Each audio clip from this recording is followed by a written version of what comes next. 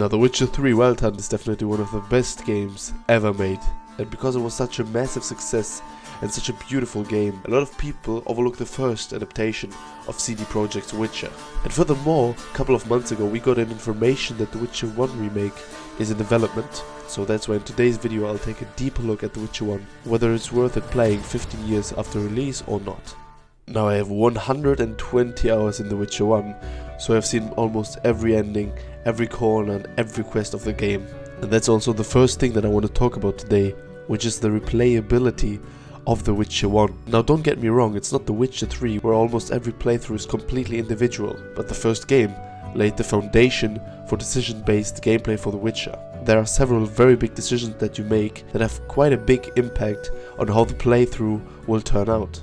So this way it's impossible to meet every character of the game and play every quest of the game in one playthrough. Now, I played this game 4 times, and on every playthrough I had a new situation or a new quest that I didn't have in the playthrough before. And that's a really great thing, because one of the best and strongest aspects of The Witcher 1 is the story and the characters you meet. Now, as you probably know, the game is based on the book series by Andrzej Sapkowski and takes place after the last book. And now the story that you go through, that you play with Geralt of Rivia, is very mature and very gritty and involves very complex and difficult themes like politics, racism and war, of course. But the characters in the game are very well written, with some great personalities and also interesting backstories. And the good thing is that you don't even need to read the books beforehand. The Witcher 1 also introduced me to the whole universe, and I read the books after finishing all 3 games.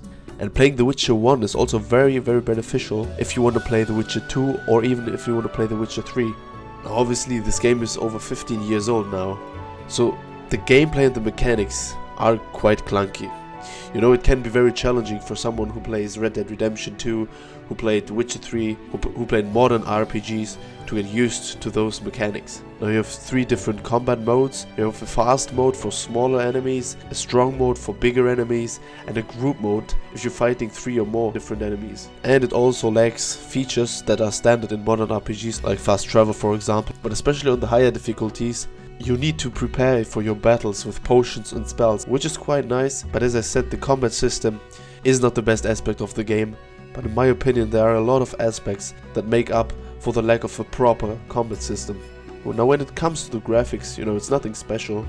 It was the first game by CD Projekt Red after all, and it looks quite normal for a game from 2007. However, when it comes to the open world, in my opinion, that's a completely different story. You know, it's not an open world game like The Witcher 3 for example, or modern open world games.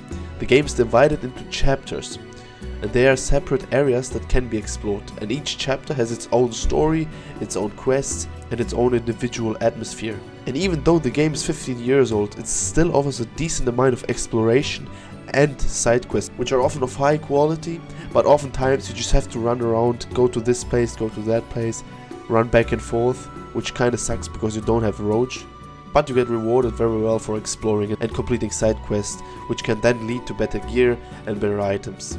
But now, the atmosphere, guys, let me tell you, the open world combined with the music of the game, which is extremely good. I mean, just take a look at this for example.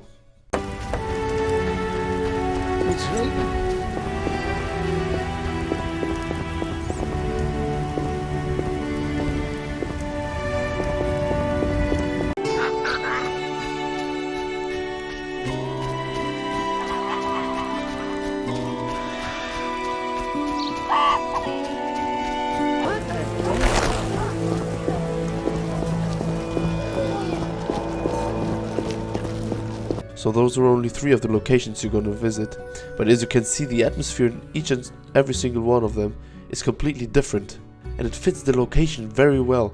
You know, whether you have the dark outskirts of Vizima, where people are very poor and live a very tough life, or you're just roaming around the fields where people live in the villages, everyone has their own role and everything seems to be going great.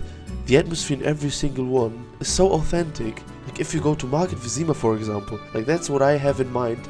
Like when I think of a rich medieval city, that's what it sounds like as well. And so finally, how much is the game?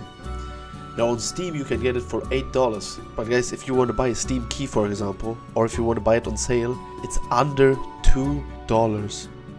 Under $2 for over 30 hours of a Witcher experience. So the price that you pay, if you pay $2, as much as you pay for a coffee, it's 100% worth it. So in conclusion, The Witcher 1 is absolutely worth playing in 2021.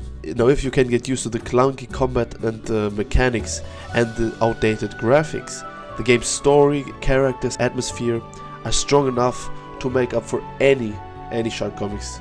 So in my opinion, it's a must play for fans of the franchise and anyone interested in a mature, complex role-playing game.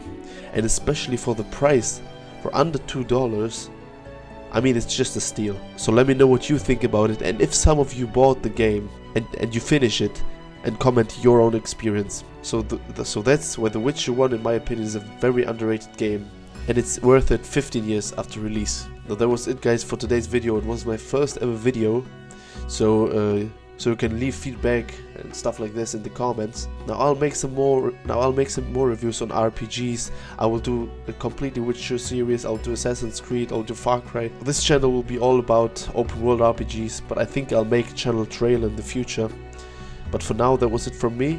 I hope you have an amazing day and see you in the next one.